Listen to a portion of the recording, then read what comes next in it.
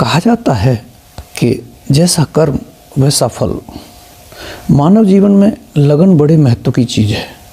जिसमें लगन है वह बूढ़ा जवान है, और जिसमें लगन नहीं वह जवान भी मृत समान है। इसीलिए पूरी लगन से मन लगाकर काम कीजिए और फल भूल जाइए, क्योंकि फल भी कर्मों के आधार पर ही मिलते हैं और हमारा अधिकार भी सिर्फ कर्मों पर है, फल पर नहीं। इसलिए सन्मार्ग पर चलते हुए परमानंद की प्राप्ति ही जीवन का लक्ष्य होना चाहिए। जो मनुष्य विद्या और अविद्या के स्वरूप को साथ साथ जानता है वह कर्मोपासना से मृत्यु से तरकर यथार्थ ज्ञान से मोक्ष प्राप्त कर लेता है। योग दर्शन के अनुसार अनित्य को नित्य, अपवित्र को पवित्र, दुख को सुख और अनात्मा को आत्मा समझना ही अविद्या है। अनित्य में अनित्य, नित्य में नित्य, अपवित्र में अपवित्र, पवित्र में पवित्र, दुख में दुख, सुख में सुख, अनात्मा में अनात्मा और आत्मा में आत्मा का ज्ञान होना विद्या है। पवित्र कर्म, पवित्र उपासना तथा पवित्र ज्ञान से मोक्ष की प्राप्ति होती है। मोक्ष का काल पूर्ण होने के पश्चात जीव पुनः धरती पर जन्म लेता है। जो व्यक्ति या जीव अधर्म तथा अज्ञान में फंसा रहता है वह जन्म मरण के चक्र में फंसा रहता है। परमात्मा जीव को उसके कर्मानुसार ही फल देता है। प्राणी पूर्व जन्म के अनुसार वर्तमान व पूर्व जन्मों के कर्मानुसार भविष्य में देह धारण कराता है, अर्थात उसे जन्म मिलता है।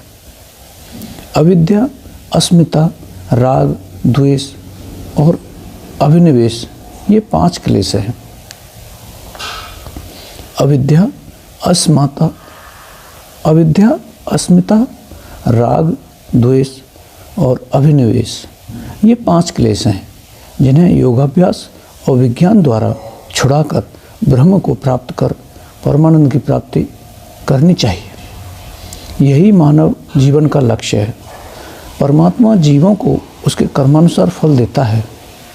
जीव कर्म करने में स्वतंत्र हैं, परंतु फल पाने में परतंत्र हैं। धर्मयुक्त कामों का आचरण, सुशीलता, सद्पुरुषों का संग और सद्विद्या के ग्रहण में रुचि आदि आचार और इनसे विपरीत अनाचार कहलाता है। जिसे आत्मा से सत्य कर्तव्य जाने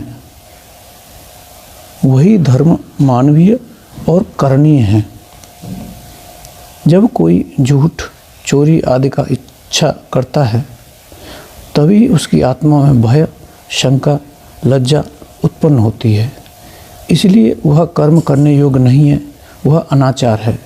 गीता में भगवान श्री कृष्ण स्वयं कहते हैं कि मनुष्य अपना कर्म करते हुए ही जीवन में संसिद्धि प्राप्त करता है। वही ज्ञान योग और भक्ति योग का भी आधार है। अतः सुख दुख, लाभ हानि एवं यश अपयश के कारण स्वयं मनुष्य के कर्म हैं। मनुष्य को जितेंद्रिय होना चाहिए। 5 कर्मेंद्रियां, 5 ज्ञानेंद्रियां और 11वें मन को वश में करके सदा धर्म पर चलाएं। मनुष्य को सदा सच बोलना और सदाचरण करना चाहिए।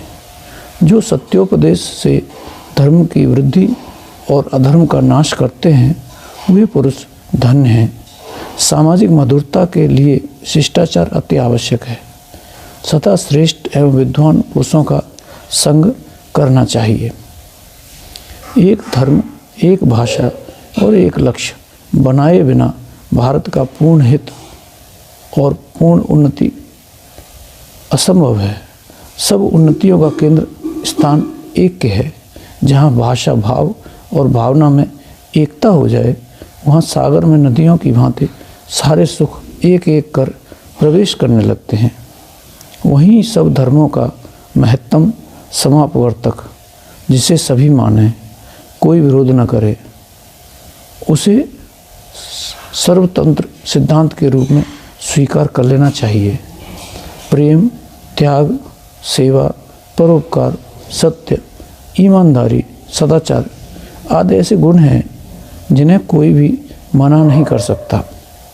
अगर सभी इसे समझ लें तो विवादों का अंत हो जाए, चारों ओर सत्य धर्म का उदय हो जाए और धरती स्वर्ग बन जाए।